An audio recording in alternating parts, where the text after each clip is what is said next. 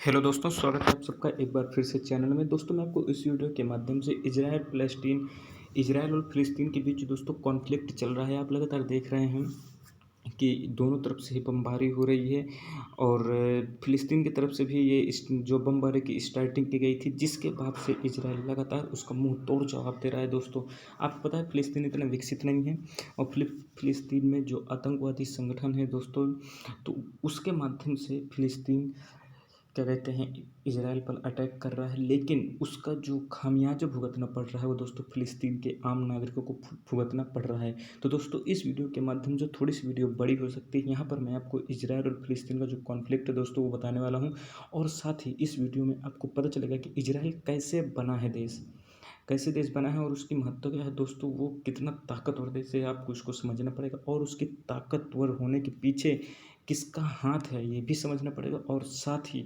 जो यहूदी हैं, जिन्हें जूस कहा जाता है दोस्तों, इनके साथ ऐसा क्या हुआ था जो आपको समझना चाहिए दोस्तों। आज कई लोग कहते हैं कि इजराइल को थोड़ा कम क्या कहते हैं गुस्सैल होना चाहिए, यानी उससे तुरंत अटैक नहीं करना चाहिए। लेकिन दोस्तों, आप यदि आप इतिहास पर जाएंगे आप समझेंगे कि आखिर इसका कारण क्या है मेन।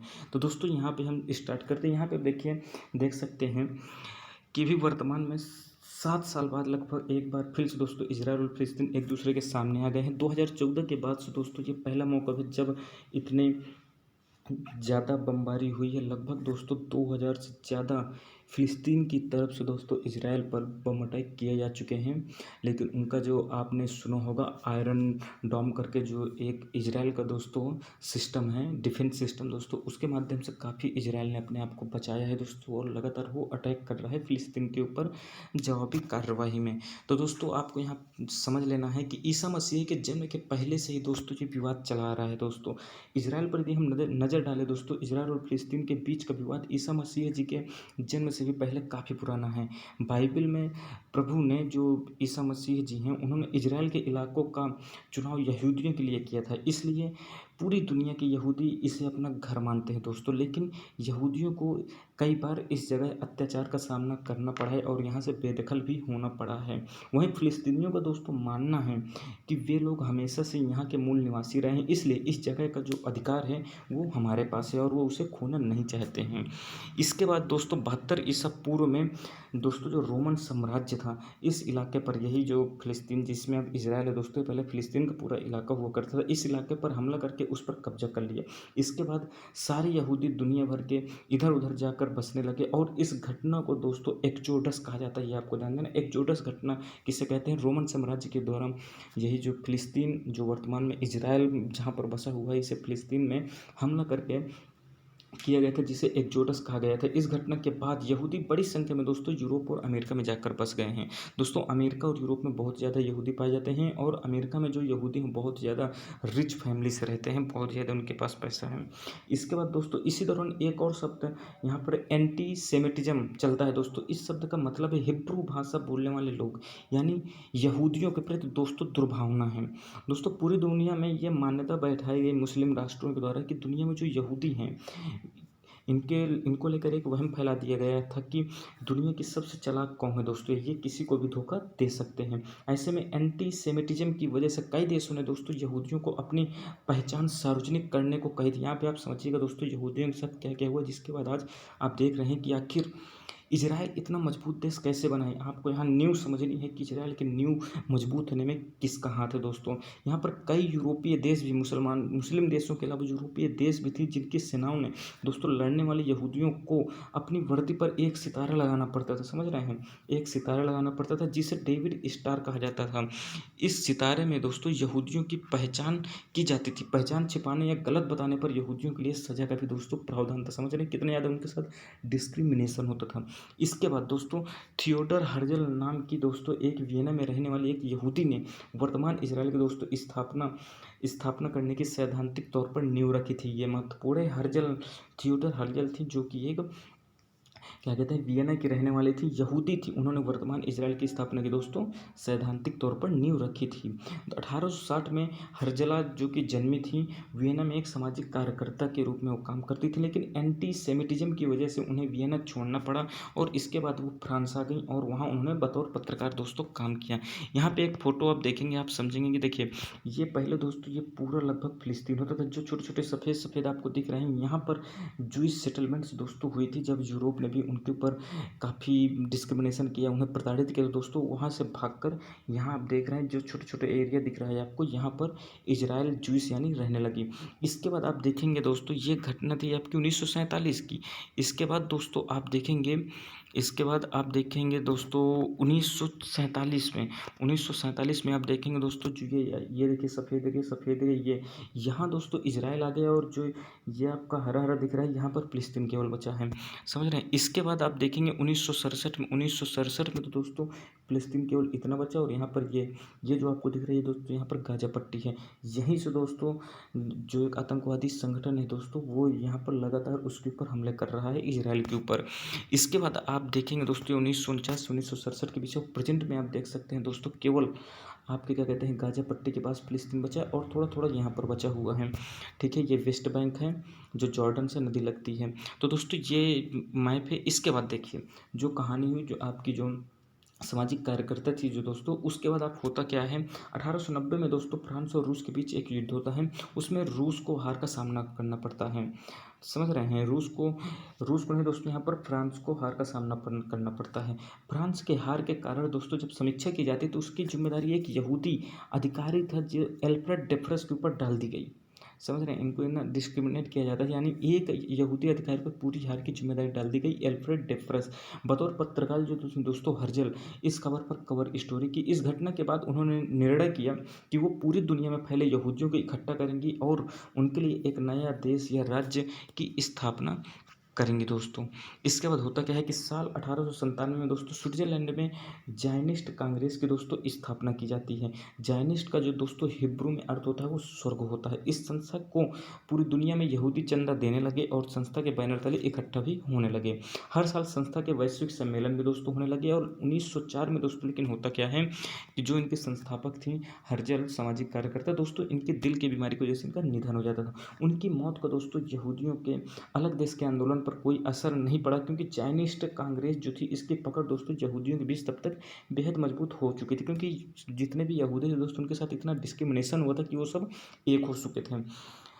इसके बाद दोस्तों होता क्या है, उसी समय दोस्तों तुर्की, जिसे आप ऑटोमन साम्राज्य के नाम से भी जानते हैं, 1914 के प्रथम विश्व युद्ध की शुरुआत हुई और विश्व युद्ध के दौरान दोस्तों यहूदियों और ब्रिटेन के बीच दोस्तों बाल्फोर समझौता होता है दोस्तों। इससे आपको चाहिए, ब्रिटेन दोस्तों एक इतना बेकार देश था।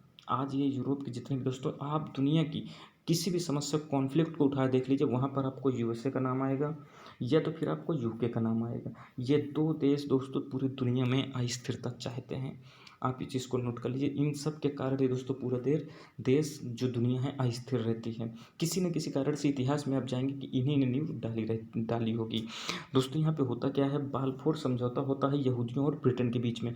इस समझौते के मुताबिक क्या होता है कि युद्ध में ब्रिटेन ऑटोमन साम्राज्य को यदि हरा देता है तो फिलिस्तीन के इलाके में यहूदियों के लिए एक स्वतंत्र देश की स्थापना करेगा, ऐसा ब्रिटेन के द्वारा आश्वासन दिया जाता है यहूदियों को। इस समझौते के बाद दोस्तों जायनिस्ट कांग्रेस को लगता है कि अगर युद्ध में ब्रिटेन अपना वादा पूरा करता है तो नए देश की स्थापना के लिए उस इलाके में बड़ी आबादी की मौजूदगी भी जरूरी है। सही बात है, आप नए देश की स्थापना करेंगे और अगर वहाँ जनता ही नहीं है, वहाँ वे नागरिक है नहीं, तो आखिर कौन सा देश बनेगा। तो दोस्तों ऐसे में क्या करते हैं, यहूदी अपने देशों को छोड़कर धीरे धीरे फिलिस्तीन के इलाके में दोस्तों बसना शुरू कर देते हैं। ये आप समझिएगा दोस्तों, इसी कारण से यहूदी फिलिस्तीन में बसे। किसके कारण से? ब्रिटेन के आश्वासन के बाद। लेकिन होता क्या है दोस्तों, युद्ध की जीत के बाद दोस्तों ब्रिटेन ने देश बनाने का वादा पूरा नहीं किया। ये लीजिए, ब्रिटेन ने दोस्तों यहाँ पर वादा पूरा नहीं किया। लेकिन होता क्या है कि यहूदी इस इलाके पर बस जाते हैं और उसके बाद मजबूरी में ब्रिटेन को क्या करना पड़ता है कि उनके यहाँ बसाने के लिए तमाम तरह की सुविधाएं और संसाधन भी उपलब्ध कराने पड़ते हैं। इसके साथ ही फिलिस्तीन और यहूदियों के बीच आधुनिक संघर्ष की शुरुआत हो जाती है। यहीं से दोस्तों संघर्ष की शुरुआत हो जाती है प्रथम विश्व युद्ध के बाद। इसके बाद होता क्या है, प्रथम विश्व युद्ध के बाद 1920 और 1945 के बीच यूरोप में बढ़ते उत्पीड़न और हिटलर के दोस्तों नाजियों के हाथों नरसंहार से बचने के लिए लाखों की संख्या में यहूदी दोस्तों फिलिस्तीन पहुंचने लगते हैं। दोस्तों एक ये भी बहुत बड़ा कारण है, हिटलर जो नाजियों के ऊपर दोस्तों अत्याचार करता है। आप कसम से दोस्तों कह रहे हैं, आप देखकर दिल बहल जाएगा, आप रोने लगेंगे, इतनी शर्मनाक हरकतें करता है हिटलर उनके साथ। दोस्तों आपने सुना होगा होलोकॉस्ट, होलोकॉस्ट डे दोस्तों मनाया जाता है यहूदियों के लिए। तो दोस्तों होलोकॉस्ट की जो घटना हुई थी दोस्तों, उसने हिटलर ने की थी, बहुत ही दर्दनीय घटना थी और यहूदियों के साथ बहुत ही गलत किया था हिटलर ने दोस्तों। यहाँ पर होता क्या है कि 1933 में क्या होता है, जर्मन पर दोस्तों सत्ता काबिज हो जाती है आपकी हिटलर की। इसने यहूदियों का दोस्तों दुनिया से खात्मा करने की योजना बनाने की बात कही। 1939 में द्वितीय विश्व युद्ध के आगाज के बाद दोस्तों हिटलर ने बड़े पैमाने पर यहूदियों को मौत के घाट उतारा। हिटलर ने एक योजना के तहत दोस्तों 6 साल के दौरान यहाँ पे आप देख सकते हैं 60 लाख से ज़्यादा यहूदियों को दोस्तों मौत के घाट उतार दिया, जिसमें से दोस्तों 1564 चौथाई लगभग दोस्तों 15 लाख बच्चे थे। हिटलर ने पूरी दुनिया की 1/3 यहूदी आबादी को दोस्तों यहाँ पर ख़त्म कर दिया था। समझ रहे हैं आप कितना उनके साथ यहूदियों के साथ गलत हुआ है। आज जो इजराइल को ज्ञान दे रहे हैं दोस्तों, पहले इजराइल का इतिहास और यहूदियों का इतिहास पढ़िए, आपको समझ में आ जाएगा कि यहूदियों के साथ इतना क्या गलत हुआ, क्या उनके साथ जो, तो क्या वो दोस्तों जस्टिसेबल था, क्या न्याय था वो जो यहूदियों के साथ हुआ, आपको ये समझना होगा। उसके बाद आप इजराइल पर उंगली उठाइएगा। इसके बाद होता क्या है कि दूसरे विश्व युद्ध के बाद दोस्तों फिलिस्तीन पर शासन कर रहे ब्रिटेन के लिए दोनों गुटों के बीच संघर्ष को संभाल पाना दोस्तों बहुत ही मुश्किल हो रहा था। ऐसे में उन्होंने क्या किया कि यूएन को दोस्तों उस समय क्योंकि बना था 1945 महीना है ना, तो इन्होंने क्या किया, वहाँ ले गए इस मुद्दे को। 29 नवंबर 1947 को दोस्तों द्विराष्ट्र सिद्धांत के तहत उन्होंने दोस्तों अपना फैसला सुनाया और इस इलाके को यहूदी और अरब देशों में दोस्तों बांट दिया और साथ ही यरूशलेम को दोस्तों अंतर्राष्ट्रीय शहर घोषित कर दिया। आपको ये पॉइंट ध्यान देना है, यूएन के आधार पर दोस्तों यरूशलेम को दोस्तों अंतर्राष्ट्रीय शहर घोषित किया गया। यहूदियों ने दोस्तों इस फैसले को तुरंत मान्यता दे दी और अरब देशों ने इसे स्वीकार नहीं किया। ये भी आपको समझना है दोस्तों। इजराइल ने यानी जो यहूदी थे, जूस थे, उन्होंने तो इसे मान्यता दे दी, लेकिन जो अरब देश थे दोस्तों उन्होंने इसे मान्यता नहीं दी। इसके बाद 1948 में अंग्रेज इस इलाके को छोड़कर चले गए और 14 मई 1948 को यहूदियों का देश इजराइल वजूद में आ जाता है, 14 मई 1948 को। इसके बाद होता क्या है दोस्तों, बहुत ही महत्वपूर्ण घटना, 1967 में दोस्तों एक बार फिर से अरब देशों ने दोस्तों मिलकर इजराइल पर हमला किया, लेकिन इजराइल ने दोस्तों इस बार 6 दिन में ही उन्हें हरा दिया। यहाँ पे आपने 6 डे वार नाम सुना होगा और यदि नहीं सुना है तो आप गूगल में देखिएगा। बहुत ही ज़बरदस्त युद्ध होता है इजराइल और अरब देशों के बीच और इजराइल सब के सब देशों को दोस्तों नाक में दम कर देता है। जॉर्डन, इजिप्ट, आपका सऊदी अरब, यूएई, ईरान, ये मतलब सब मिल के आक्रमण करते हैं, लेकिन फिर भी ये नहीं जीत पाते हैं। इसके बाद होता क्या है, और इजराइल अब क्या करता है दोस्तों, वेस्ट बैंक, गाजा, पूर्वी यरूशलेम पर दोस्तों कब्जा कर लेता है। तब से लेकर आज तक दोस्तों इजराइल का इन इलाकों पर कब्जा है, यहाँ तक कि यरूशलेम को अपना राजधानी भी बताता है। आपको पता होगा डोनाल्ड ट्रंप जब यूएसए के प्रेसिडेंट थे तो उन्होंने यरूशलेम को दोस्तों मान्यता दी थी और वहीं अपनी एम्बेसी दोस्तों बनाई थी। इसके बाद होता क्या है कि हालांकि इसके बाद क्या होता है कि गाजा के कुछ हिस्सों को दोस्तों उनके फिलिस्तीनियों को दोस्तों लौटा दिया जाता है। वर्तमान में ज़्यादातर फिलिस्तीनी जो है गाजा पट्टी और वेस्ट बैंक पर रहते हैं, अभी मैं आपको मैप में दिखाता हूँ, और उन पर हमेशा ही दोस्तों इजरायली सैन्य बलों से संघर्ष चलता रहता है। यहाँ पे आप देखिए ये होली साइट से दोस्तों जेरूशलेम को दोस्तों दुनिया का सबसे पवित्र स्थान कहा जाता है। उसका कारण है, यहाँ पे आप देख सकते हैं दोस्तों, ये मुस्लिम क्वार्टर है दोस्तों, ठीक है, ये इतना जो है ये दोस्तों मुस्लिम क्वार्टर है, ठीक है। इसके बाद जो वेस्टर्न वॉल है दोस्तों, ये दोस्तों आपकी जूस के लिए बहुत इंपॉर्टेंट है, क्योंकि जूस का जो अंतिम मंदिर था दोस्तों वो भी अरब देशों के द्वारा तोड़ दिया था।